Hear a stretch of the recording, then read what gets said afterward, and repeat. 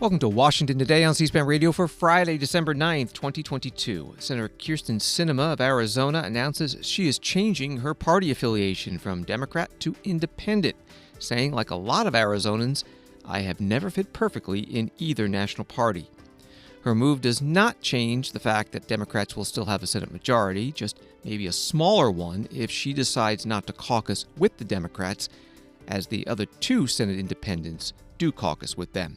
Coming up, we'll hear from Senator Sinema, some reaction from the White House and a Republican senator, and talk with a Vox senior political reporter about why she made the move and how it might affect the Senate Democratic majority agenda.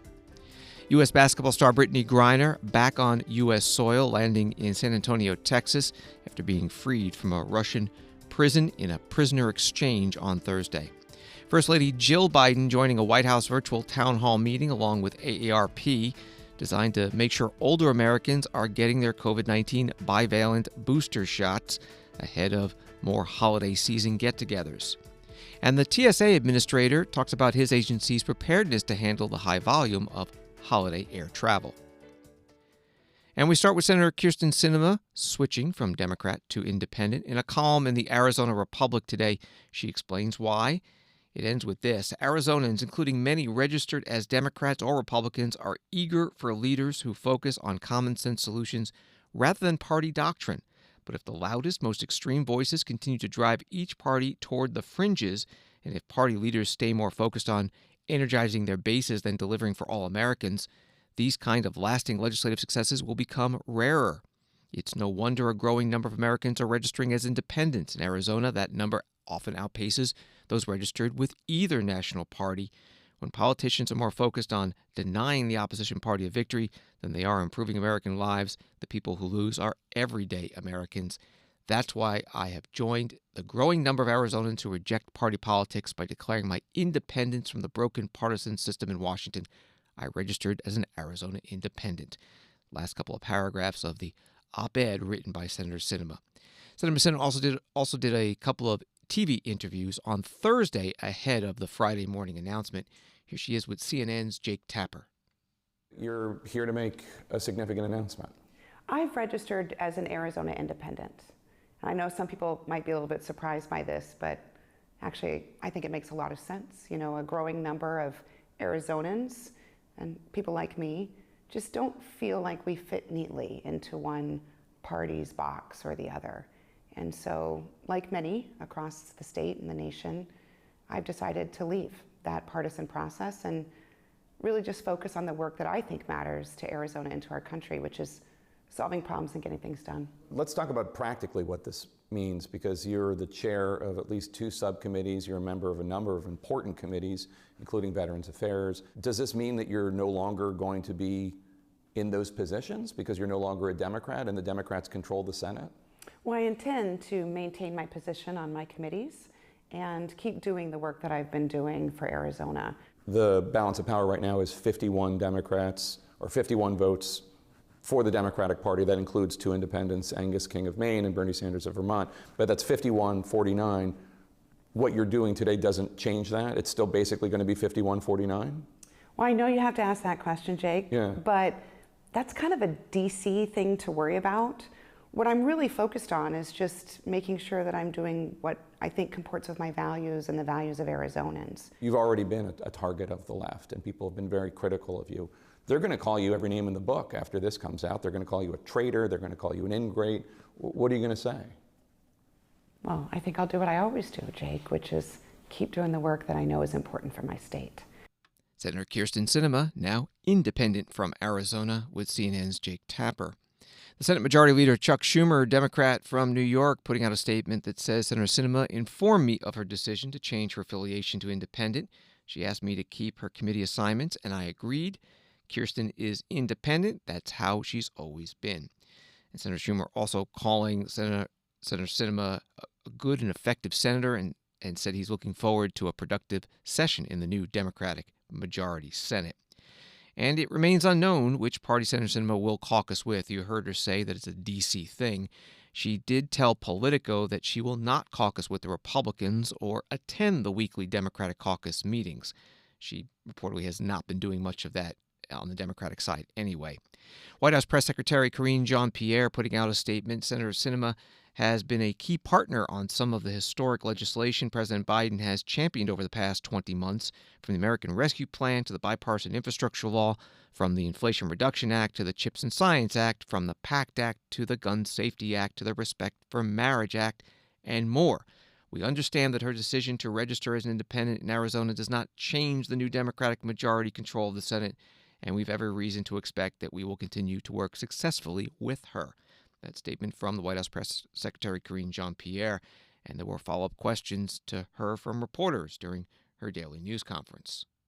Just 2 days ago, you said that Warnock's win gave you a little bit more breathing room, a little bit more ability to deliver for the American people. Does Sinema's decision to leave the party take away some of that breathing room? Look, as I said, and I put out a statement on this, as you all know, as I said, that we understand Senator Sinema's decision to register as an independent. The way that we see it, it does not change the majority, or it doesn't change the complexion of what our Democratic majority is going to look like in the Senate. How then does it impact you? I mean, you're saying that this decision won't change at all how you work with her, or you said that you expect that, or you have every reason to expect that you will continue to work successfully with Sinema. Where does that expectation come from? Because she has voted with the president 93% of the time, because she has worked with us on key priorities of this administration. When you think about his economic policy, I just laid out all of the different historic pieces of legislation that we have been able to get done, and she has played a key role in that. When you think about the CHIPS and Science Act, when you think about the bipartisan infrastructure law, those are pieces of legislation. There's another long list of other things that she's worked with us on. That's 93%. And so we think that partnership will continue. We do not see a change in our Democratic majority as it relates to the Senate. So we are very confident. The White House Press Secretary Karine Jean-Pierre with reporters in the White House briefing room today. Republican Senator Tom Cotton of Arkansas asked today on Fox News Channel about Senator Sinema's move from Democrat to independent. It's a reflection on the Democratic Party and just how extreme and left-wing it's become in recent years. They've essentially drummed Kyrsten Sinema out of their party. Look, we don't agree on many issues, but I've told her over the last few years that if she wanted to dip a toe in the Republican Party's pool, we'd be happy to have her jump in with us as well. I don't know. I haven't talked to her this morning since this news has been breaking. I knew this was something that might happen, but I would just tell her that if she wants to come over and join us, we'd be happy to welcome her into our party. We're a big tent party. We have everyone from Susan Collins to Ted Cruz in the Senate with us. The Democrats, let's just say, don't have that degree of diverse viewpoints and don't welcome people who dissent from their party line, kind of like we saw in the Twitter story as well. Yeah. They simply do not brook any dissent from their party line. But we'd be glad to welcome Senator Sinema into our ranks. It's not like Kyrsten Sinema is voting against Chuck Schumer's agenda half the time, and she voted for both of their big spending bills, for their gun control bill. She voted to implement a very radical abortion policy as well. It's just that she won't take certain steps that are too extreme for most Americans, like trying to end the practice of unlimited debate and amendment in the Senate and make it a pure majoritarian body where the majority can roll over the minority and do things like pack the court system, maybe in the Supreme Court, make Washington, D.C. a state, federalize our election law to take over election administration from our states. This is all an example of how Democrats are simply trying to change forever the structure of American politics to their benefit. She put her foot down on that earlier this year and said she wouldn't do it. And I think you've seen examples of punishment and retaliation coming from the Democrats at her. Senator Tom Cotton, Republican from Arkansas, on the Fox News Channel. With more on Arizona Senator Kyrsten Sinema's switch from Democrat to independent, joining us now is Christian Paz, a senior politics reporter with Vox. Thanks so much for being here. In your articles and tweets, you write that her decision seems obvious to many followers of national politics or anyone who has followed her career, and that it was inevitable. Why is that? Absolutely. It's inevitable because she has long felt uncomfortable with most of the Democratic Party's mainstream, which is definitely much more progressive now, and has shifted, the party in general to the left. And she has an independent streak back home in Arizona. Even her start in politics wasn't as a Democrat. It was as an activist who ran for the Green Party for a state House seat. But she ultimately lost and then found success by running as a Democrat in 2004. So when you go back to her time in Arizona, that time has been spent definitely as a social liberal, but as somebody who has worked with Republicans a lot. And obviously, because of Arizona's most recent election results, it could be easy to fall into the trap of thinking that that state is much more Democratic. But it's obviously been a real stronghold for Republicans. And even now, Republicans still turned out in greater numbers than Democrats did in the 2022 midterms, and hold an advantage in party registration. So it makes sense when you think about that greater context. And then when you look at some of her role in both obstructing some of the president's agenda when it comes to economic policy, like his Build Back Better agenda from 2021, and also when you look at her opposition to getting rid of the filibuster, which she thinks is an important tool to kind of make sure that moderate ideology, that moderate policies end up with bipartisan support, end up being kind of the big product that the Senate puts out. So going into the new Congress, what, if anything, changes in how the Senate Democratic majority advances its agenda? So fortunately, we have some more updates on that. The Senate Majority Leader, Chuck Schumer, released a statement right now, or not too long ago, providing updates on committee assignments, which Senator Sinema said that she planned to continue to keep her committee assignments. And I think right now she chairs 2 subcommittees in the Senate.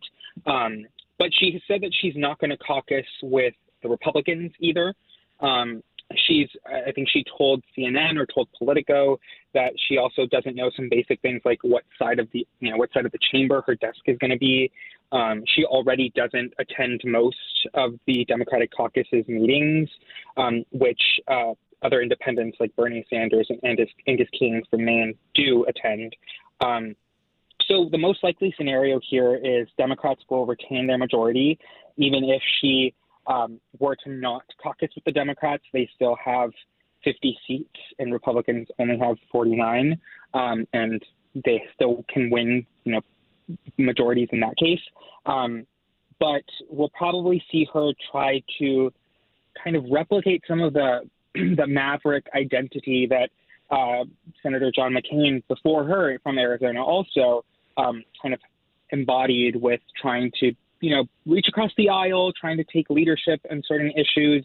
Right now, she's doing that when it comes to immigration reform. She's trying to strike a deal with Republicans. It's a long shot, but to reform some issues on border security and DACA recipients here in the U.S. But it's not likely that there will be a lot that gets done, mostly because even in her statement where she announces, where she talks, I think, in one of her op-eds that she published about why she is so worried about the extremes of both parties and why she wants to be an independent. She talks about how parties today use power in Congress to exact retribution on opponents, which is kind of what we're going to get with the new Republican House majority, and folks within Kevin McCarthy's caucus kind of pulling leadership and pulling the party in a more retributive direction when it comes to some of these Democratic House investigations that are ongoing. So what we will expect, probably not a lot will change. We will probably see her come out and criticize Democrats a little bit more. She hasn't announced whether she's going to run for re-election, although she did cut an ad where she explains her independent status now when she was back in Arizona. And we can probably expect that if she does run for re-election, that she'll want to keep some distance from Democrats, from President Biden. We'll try to make some inroads with Republicans who right now also don't have a clear front runner who would run in 2024. The most likely person or most widely recognized person is Carrie Lake, who just lost the gubernatorial election. And we might end up in a 3-way competition if Democrats decide to coalesce around one candidate during their primary as well. We're talking with Christian Pass from Vox. The other maverick, just to use that term, on the Democratic side in the Senate is Joe Manchin of West Virginia. any chance that he might switch parties, either to independent or Republican? That's a great question. He has actually confronted those questions multiple times when asked by reporters or when asked in public whether he would leave the Democratic Party. I know that back when President Biden took over, there were inroads made by Republicans to try to convince him. He's obviously shut those rumors down. Doesn't look like he will make that decision, and Senator Sinema has said that she isn't trying to persuade anyone else from leaving. But he will be an even more influential figure now that Democrats have a slimmer majority. And he, like Sinema, if she were to run for re-election, is also facing a difficult, perhaps even more difficult because of the state of West Virginia, more difficult election in 2024. So he will probably not leave the party, but he will probably try to stake out that maverick identity as well, that independent streak, but still being a part of the Democratic Party. Christian Paz is senior politics reporter with Vox. His stories can be found at vox.com, and on Twitter it's at RealCPaz. Thank you very much. Thank you. Senator Kyrsten Sinema was a guest speaker in September at the McConnell Center at the University of Louisville in Kentucky when she was still a Democrat. Again, today she announced she'll become an independent, and that McConnell Center named for the Senate Republican leader Mitch McConnell. C-SPAN covered this program, during which the two expressed, as the Washington Post described it after, mutual admiration. First, Senator McConnell. I've only known Kyrsten for 4 years, but she is, in my view, and I've told her this before, the most effective first-term senator I've seen in my time in the Senate.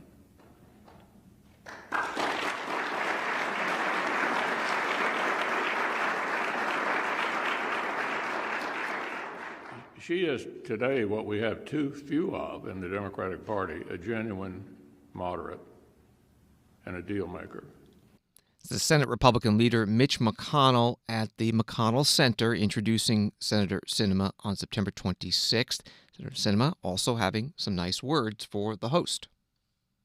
But despite our apparent differences, Senator McConnell and I have forged a friendship, one that is rooted in our commonalities, including our pragmatic approach to legislating, our respect for the Senate as an institution, our love for our home states, and a dogged determination on behalf of our constituents. You know, in today's partisan Washington, it might shock some that a Democratic senator would consider the Republican leader of the Senate her friend, but back home in Arizona, we don't view life through a partisan lens. Arizonans understand that while we may not agree on every issue, we do share the same values.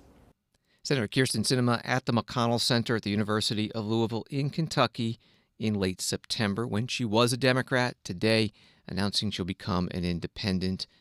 The host, Senate Republican leader Mitch McConnell, at that event. C-SPAN cameras did cover that. You can find the full video at our video library at cspan.org. And this is Washington Today.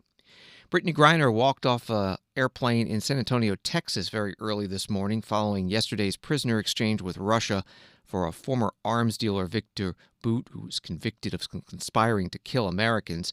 It ends Brittney Griner's 10-month detention in Russian prison, where she faced 9 years for conviction on drug charges, which the White House said were trumped up.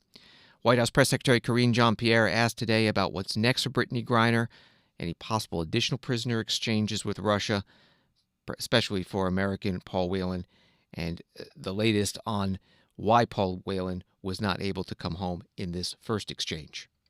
Let me ask you about something that Vladimir Putin said today. As you know, he held that press conference and he said more prisoner swaps may occur between the U.S. and Russia. He said, quote, everything is possible. What does the U.S. make of that? What does the administration hear in those words? So we're just not going to talk about any ongoing diplomatic conversations.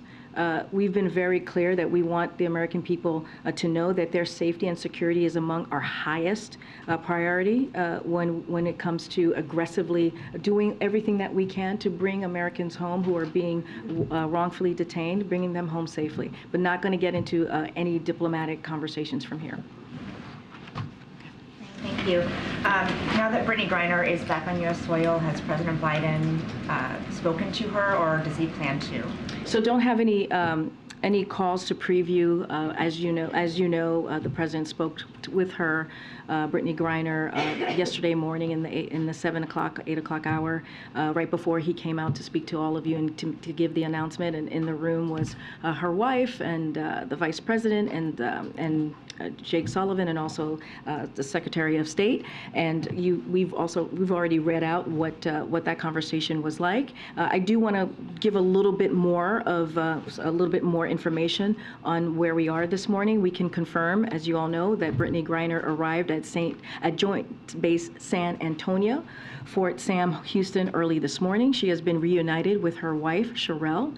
U.S. officials who met her on the ground said she was in very good spirits, appears to be in good health. She was immediately taken to Brooke Army Medical Center, where she is being offered a range of support options following her time detained in Russia. Do you know if she's home or when she might go home?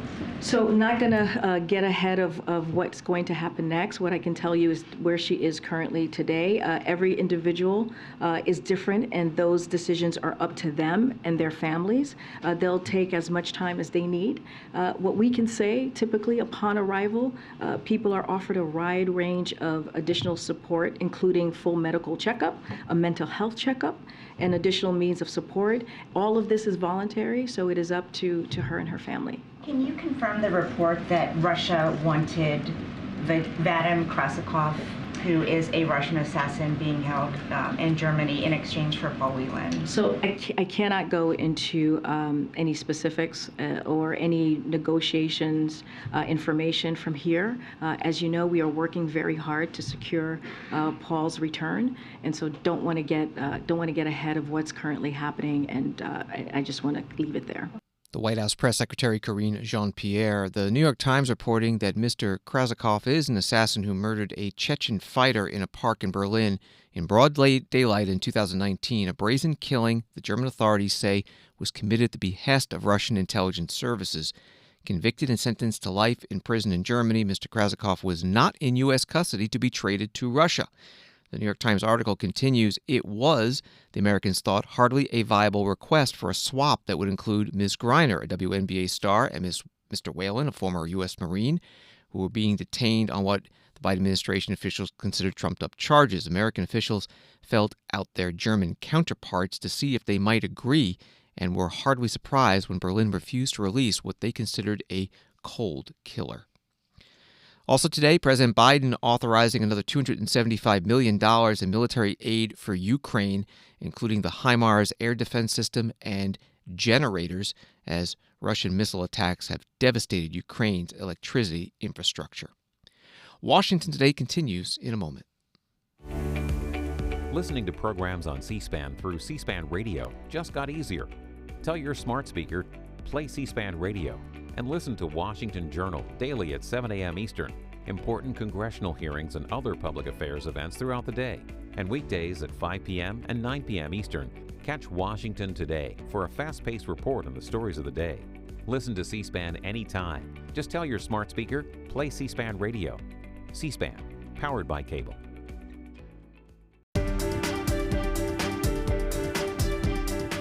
Welcome back to Washington Today, which you can get as a podcast on the C-SPAN Now mobile app and wherever you get your podcasts.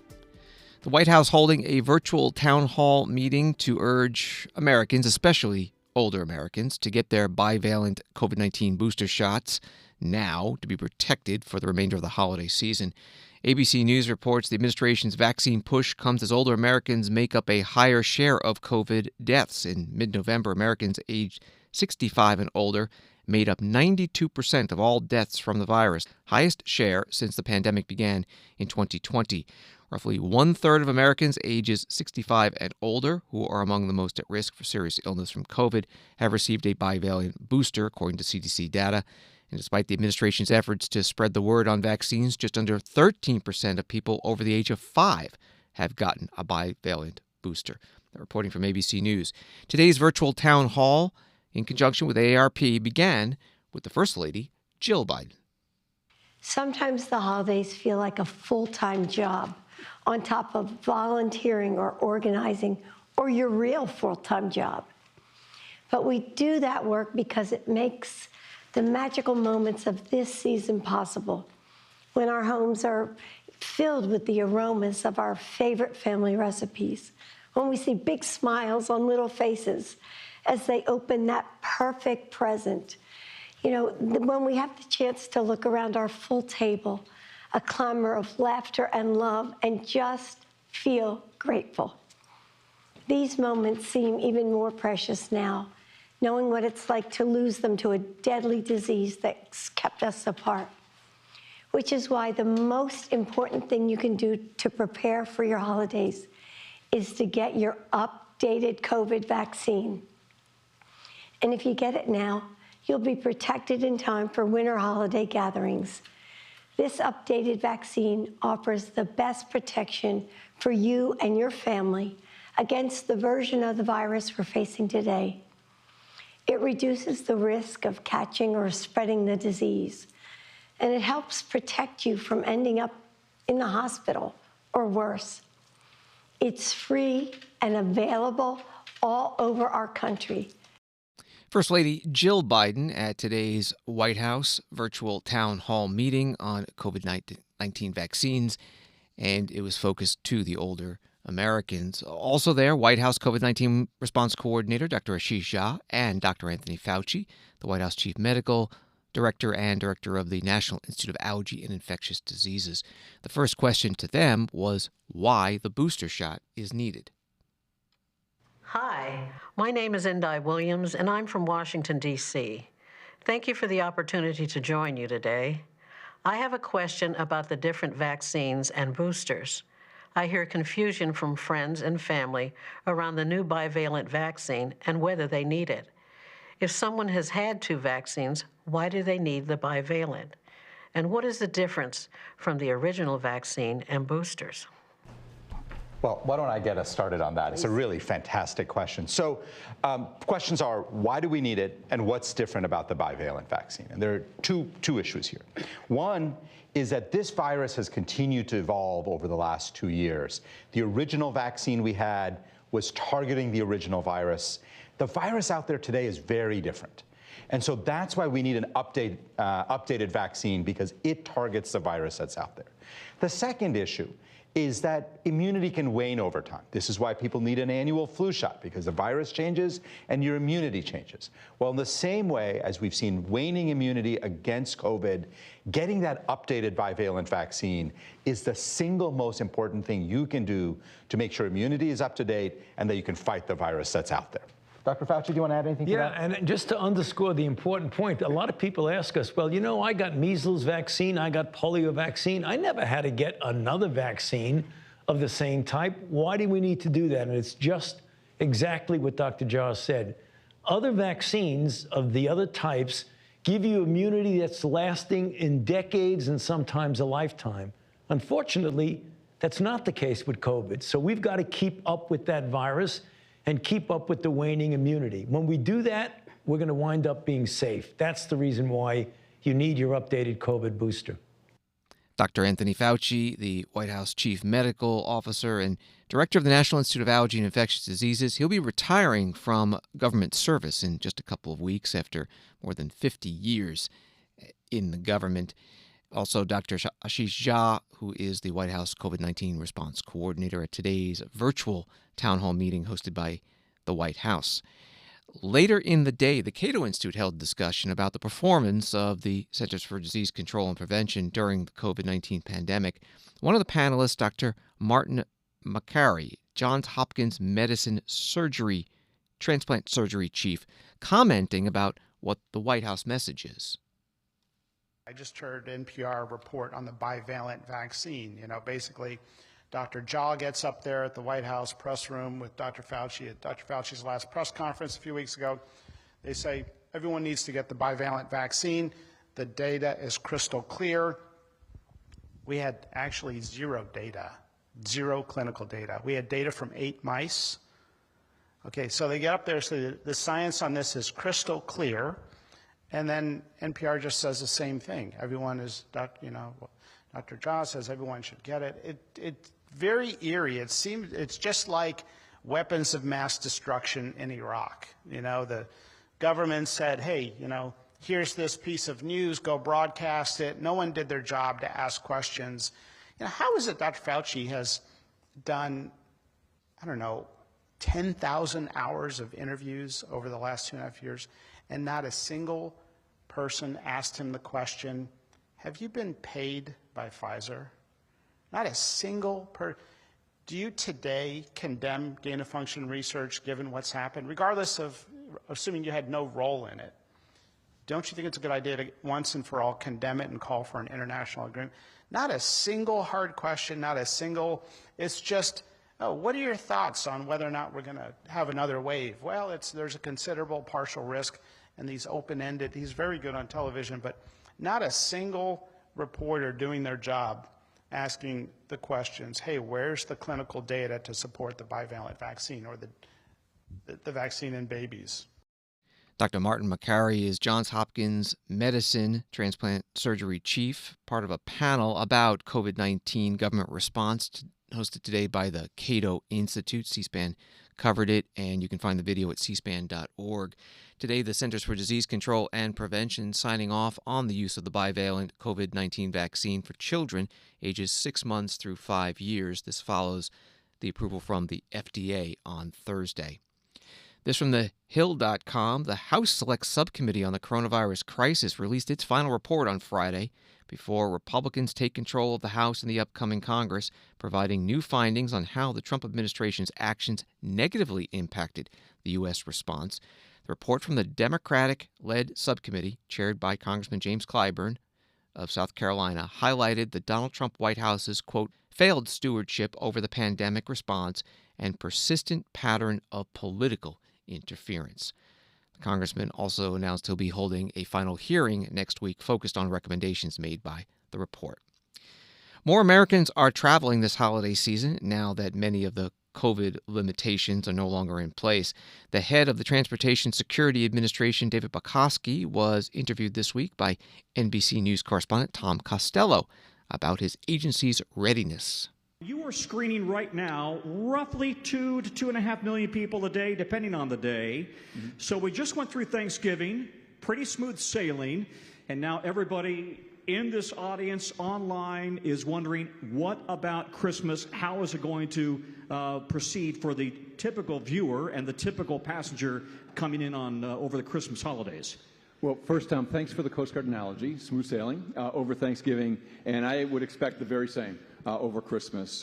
What we did over Thanksgiving is we asked for volunteers across our entire workforce that were certified as officers that could do our screening operations to go to other airports that might need more help. And so over Thanksgiving, we had about 1,000 people that volunteered, and we deployed them around the system. And we'll have probably a little bit less than that because the Christmas holiday is a little bit longer over Christmas, but I expect it will be smooth sailing as well.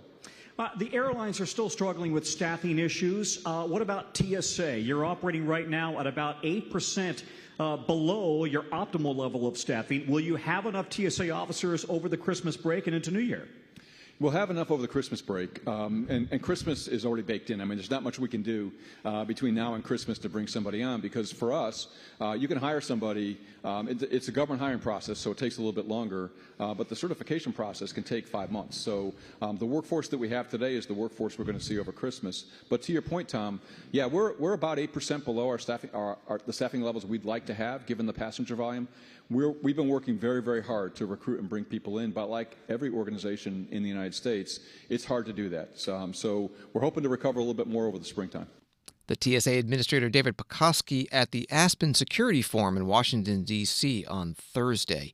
A story at Yahoo Finance says that airport service workers from more than 15 airports staged strikes and rallied on Capitol Hill on Thursday for a National Day of Action, and the goal to call on Congress to pass the Good Jobs for Good Airports Act ahead of the busy holiday travel season. Senator Ed Markey, Democrat from Massachusetts, introduced the act to boost airport workers' wages and benefits. It's a piece of legislation that he says will improve conditions for hundreds of thousands of largely black, brown, and immigrant service workers. Back to the TSA Administrator and the interview, he was also asked about this week's decision from the Homeland Security Department to delay once again the deadline for implementing what is called Real ID, driver's licenses and ID cards with enhanced security and advanced checks to make sure a person is who he or she claims to be. I got to ask you about Homeland Security is now yet again postponing the Real ID law. It was, by the way, this was a law passed by Congress after 9/11 to try to essentially make every state comply with the same standard for driver's licenses or identifications, because some of the 9/11 hijackers used fraudulent information to obtain driver's licenses. And here we are 21 years after 9/11. We still don't have the singular policy rolled out nationwide, and Homeland Security is delaying this yet again. The Real ID Act now delayed until 2025. I think people are forgiven for asking why. Why is this such a problem? Yeah, it's a problem because the adoption rate on the part of the states who issue all the driver's licenses in the country is not at the level where we need to be able to successfully implement this. I mean, you can imagine. By the way, what is that level? What level of compliance do you need? We need about 70%. 70. And we're below 50. And some states are well below 50. Some states are close to 90, 95%. So there's a wide variance across the states. I think Real ID is critically important, because what that says is that when you're holding this credential, this driver's license, it really, really is you compared to the current standards that we have in place. So is it just a matter of individuals not wanting to go through the hassle of bringing all of these forms of ID to their driver's license office to get that Real ID? Is that why it's so slow? I think that's part of it. And so what we're working on now is a rulemaking that will allow them to electronically transmit those documents to their DMV, so they don't need to physically carry them. But that's going to have to go through the whole notice and comment rulemaking process. That will take many, many months, if not years, to be able to do that. But we want to make it more convenient for people to get the credential in the first place. All right, bottom line is that's going to be in 2025. That's NBC News correspondent Tom Costello interviewing the Transportation Security Administration Administrator David Pekoski at the Aspen Security Forum in Washington, D.C. on Thursday. Wall Street today, the Dow down 305, NASDAQ down 77, S&P down 29. The House and Senate are not in session today. They'll be back next week to continue working on the final bills for the 117th Congress, most notably funding the federal government and the Defense Department authorization bill. In between debate on the legislation on the floor, House members and senators who are retiring are saying their farewells. On Thursday, Senator Rob Portman, Republican from Ohio, talked about the need for bipartisanship. I do worry about the divisive political rhetoric in our country. It's important we restore faith in our democratic institutions, both for our own country's sake and so we can continue to be that beacon of hope and opportunity for the rest of the world. We can rise above the cynicism and the dysfunction. We just talked a lot about how that's happening and has happened over my last 12 years in this body. We certainly did it on infrastructure, as I've outlined, and we've done it in so many other ways. I urge all of us to remember that there is more that unites us than divides us. I hope that one of the things we can agree on is the need to uphold this institution and what it stands for. I strongly believe that means preserving the legislative filibuster that protects the rights of the minority in the Senate and is really the only thing that forces us to work in a bipartisan way. The result, when we find common ground, is better legislation that will stand the test of time and not be changed every time there's a change in the majority in this body. Our country and this body faces enormous challenges, whether it's the economy and the record inflation, the national debt that's robbing future generations, the absence of any real border security in our broken immigration system, or the looming insolvency of our entitlement programs. These issues won't be solved by one party running over the other and imposing its will on the Senate and the country. They'll only be solved by us working together in good faith. At the start of my remarks today, I said that serving the people of Ohio is the greatest honor of my life. Over the past 12 years, I've worked well with my colleague and friend from Ohio, Senator Sherrod Brown, on issues important to our state. Sherrod, we've canceled each other's votes out many times on the floor of the Senate, but we've also figured out how to work together. And I'm proud of the work we've done on issues that are important to Ohio, like the Great Lakes, trade enforcement, addiction, and important judicial nominations like the district court judge we just confirmed this afternoon. Despite our differences, we made progress for Ohio together. I hope you'll have the same type of relationship, good working relationship, with my friend, Senator-elect J.D. Vance. J.D. has an impressive background of service in our military and in the private sector. I know he wants to make a difference in the lives of Ohio workers and families, and I look forward to watching him in action here in the Senate. Senator Rob Portman, Republican from Ohio, on the Senate floor on Thursday, saying farewell. He is retiring after 2 terms, 12 years in the Senate. Before that, he was in the George W. Bush presidential administration as the budget director and the U.S. Trade Representative, and before that, he was a member of the U.S. House. Senator Roy Blunt, Republican from Missouri, also retiring this year after 2 Senate terms, and he too, in his farewell speech, urged bipartisanship. He was also in the U.S. House for many years before being elected to the Senate. During his speech, he also talked about his first public office, county clerk and chief election official of Greene County, Missouri, and he also told a story about a mysterious sculpture that he has in his office. Let me end this farewell with 2 things. One's another thank you to Missouri voters. You know, my view of the need to find a solution to a problem really took place and took shape in the Greene County Courthouse. I've been in all 115 of our counties since I announced I wasn't going to run again. There's been some question in my house as to the judgment of that schedule, but we're through that now, so it's done. And, you know, in a lot of those courthouses, I was visiting with county officials. I said, in my view, there's nowhere in America you're more likely to get a solution to a governmental problem than a county courthouse, filled with local elected officials who want to do everything they can possibly do for you to feel like you left with everything done that could possibly be done. And then, you know, to be the first Republican Secretary of State elected in Missouri in 52 years when I won that office in 1984, I never thought my leading argument was, why don't you vote for the first Republican ever? I thought it was, if you vote for me, I'll do this job and you'll be pleased that you did give me a chance to do it. So grateful to them and grateful to that experience. And then a story that Senator Klobuchar has told more often than I have.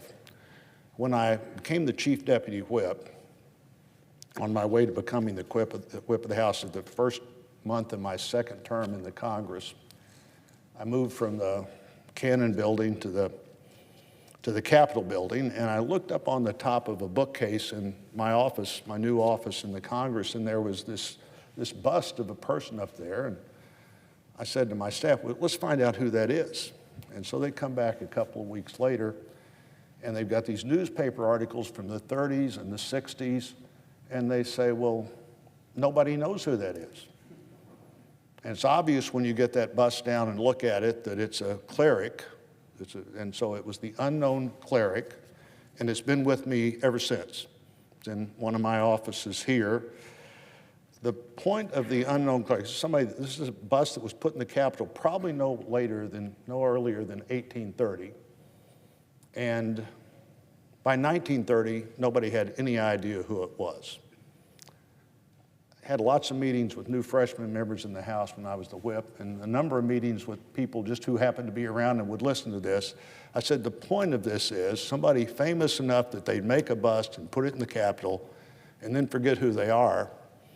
The point is, what we do here is more important than who we are. Thanks for letting me do part of it with you. And Mr. President, I yield the floor. Senator Roy Blunt, Republican from Missouri, on the Senate floor on Tuesday. His farewell speech. He's retiring after 2 terms in the Senate. He'll be succeeded by Republican U.S. Senator-elect Eric Schmitt in January, at the start of the 118th Congress. Thanks for listening to Washington Today. Sign up for C-SPAN's evening newsletter, Word for Word, to get the stories Washington is talking about sent to your inbox every day. Subscribe at c-span.org/connect. Have a good night and weekend.